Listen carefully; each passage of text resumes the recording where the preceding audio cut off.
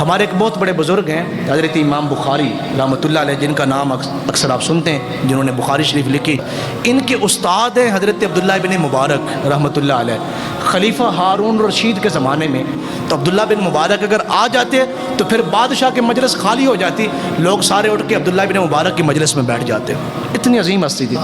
ان کا جو پڑوسی تھا وہ یہودی تھا، غیر مسلم۔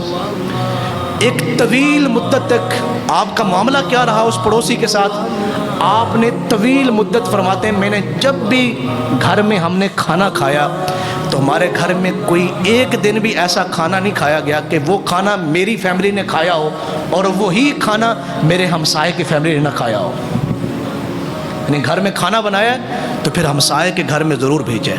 اور پھر فرماتے ہیں کہ کبھی میری زندگی کے طویل حصے میں کبھی ایسا نہیں ہوا، جب تک وہ میرا پڑوسی رہا، کبھی ایسا نہیں ہوا میرے ساتھ کہ میں نے گھر میں کوئی شاپنگ کی ہو بچوں کی، اپنے بچوں کے لیے کوئی چیزیں خریدی ہوں، سیم وہی چیزیں، وہی قیمت، وہی برانڈ اور وہی چیزیں اور وہی تعداد میں اپنے اس یہودی پڑوسی کے بچوں کے لیے نہ خریدی ہو، ایسا کبھی نہیں ہوا۔ زمانہ گزرتا رہا تو اس یہودی کو کوئی معاملہ بنا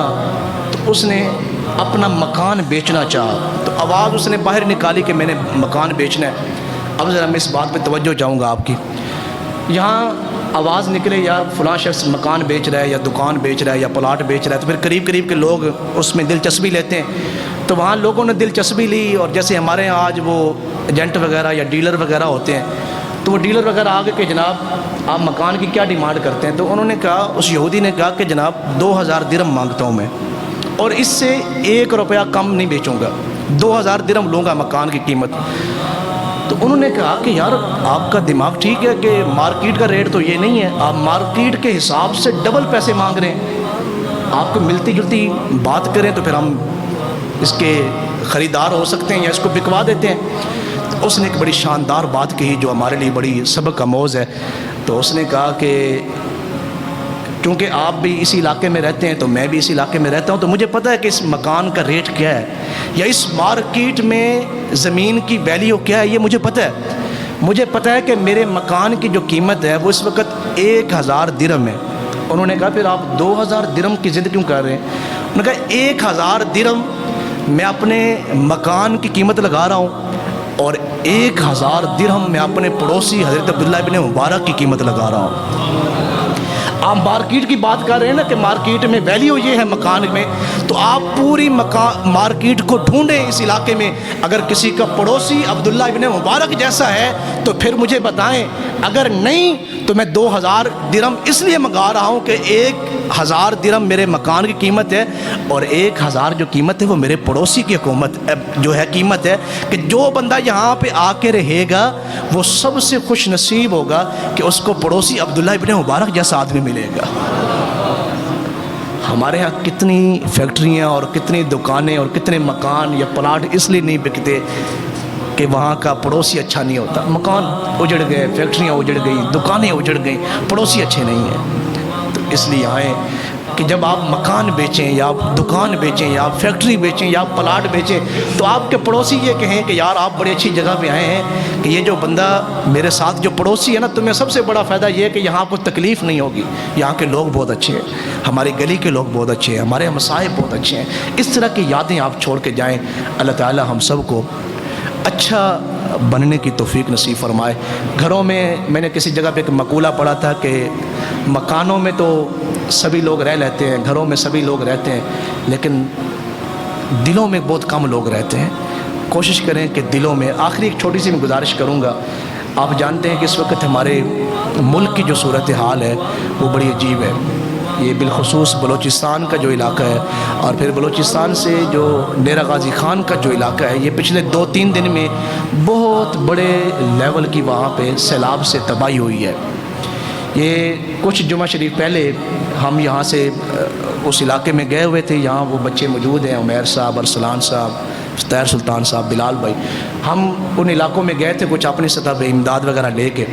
تو ہم نے وہاں دیکھا کہ ایسے ایسے گھر بھی تھے کہ پورے گھر جو ہے وہ گھر والوں سمیت ختم ہو گئے،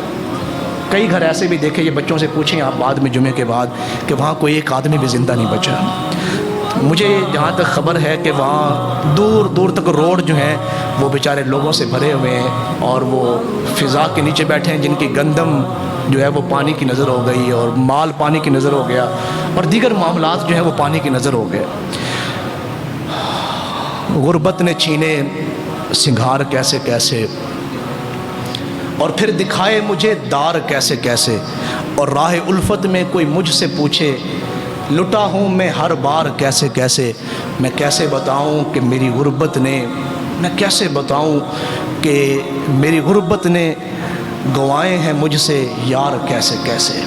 گوائے ہیں مجھ سے یار کیسے کیسے۔ تو ہماری جو حکومتیں اور ہماری جو سیاستدانوں کی صورتحال ہے، وہاں ایک تصویر مجھے کسی نے بھیجی واٹس ایپ پہ، میں دیکھ رہا تھا کہ وہ ایک کسی ایم این اے کا قافلہ گزر رہا ہے، روڈ کے اوپر سے پانی گزر رہا ہے بڑی تیزی کے ساتھ، تو ایم این اے کا قافلہ گزر رہا ہے، اس کی گاڑی ہے اور پیچھے اس کے آگے پیچھے پروٹوکول ہے پولیس کا۔ وہاں سے کچھ جانور جو ہیں وہ اس روڈ پہ چڑھنا چاہ رہے ہیں، لیکن پانی کے تیز بہاؤ کی وجہ سے چڑھ نہیں پا رہے، لیکن وہ قافلہ گزر رہا ہے، وہ رک نہیں رہا کہ ہم ان جانوروں کو یہاں سے نکالیں، کہ جو ہماری، اب جو بندہ اس قدر ہمارے سیاستدان اور ہماری حکومت کے ظلم کا معیار اس حد تک ہے، وہ کسی نے کہا تھا کہ حادثے سے بڑا سانحہ یہ ہوا کہ سانحہ کو دیکھ کر لوگ رکے نہ، لوگوں نے دیکھا حادثے کو پھر بھی لوگ نہ رکے اس کو دیکھ کے، یہ سب سے بڑا سانحہ ہوتا ہے۔ تو ہمارے حکمرانوں کی تو شروع سے 70 سالوں سے لوگ سیلاب کی نظر ہوتے ہیں، بارشوں کی نظر ہو جاتے ہیں، وہ کوئی اس کے اوپر ان کی پلاننگ نہیں ہے۔ اس لیے آپ انفرادی طور پہ اللہ کا آپ پہ شکر ہے، یہ نہیں کہ جن میں سیلاب آیا تو وہ آزمائش میں ہیں، جتنے لوگ ہم اس پنجاب میں رہتے ہیں یا سیالکوٹ میں رہتے ہیں ہم بھی آزمائش میں ہیں، کہ اگر ہم اللہ تعالیٰ کی توفیق سے امن میں ہیں تو پھر ہمارا فرض بنتا ہے ان لوگوں کی مدد کرنا جہاں وہ مختلف قسم کے مسائل کا شکار ہے۔ جہاں تک آپ سے ممکن ہو انفرادی طور پہ یا اجتماعی طور پہ آپ ان لوگوں تک پہنچیں اور ان تک جو جو چیزیں وہاں ضرورت ہیں، یہ ہمارے سیالکوٹ میں اللہ تعالیٰ نہ کرے کوئی اس طرح کا نقصان ہو تو ہم اس کو افورڈ کر سکتے ہیں کہ ہمارے پاس وسائل ہوتے ہیں، ہم ان علاقوں کو جانتے ہیں، ان لوگوں کے پاس وسائل نہیں ہیں، ٹھیک ہے، ان کا کوئی گزران کے لیے کوئی بڑی انڈسٹریاں وہاں پہ نہیں ہیں، کوئی بڑے معاملات نہیں ہیں، چھوٹی موٹی وہاں لوگوں کی مزدوری ہیں، تو اس لیے کوشش کریں جہاں تک ممکن ہو ان کی مدد تک پہنچیں۔ اللہ پوری امت مسلمہ کی حفاظت فرمائے، اور بالخصوص ہمارے پاکستان میں جو وہ لوگ ان حالات کا شکار ہیں، اللہ اپنے کرم سے ان کی مدد فرمائے۔ وما علیہ الا البلاغ المبین۔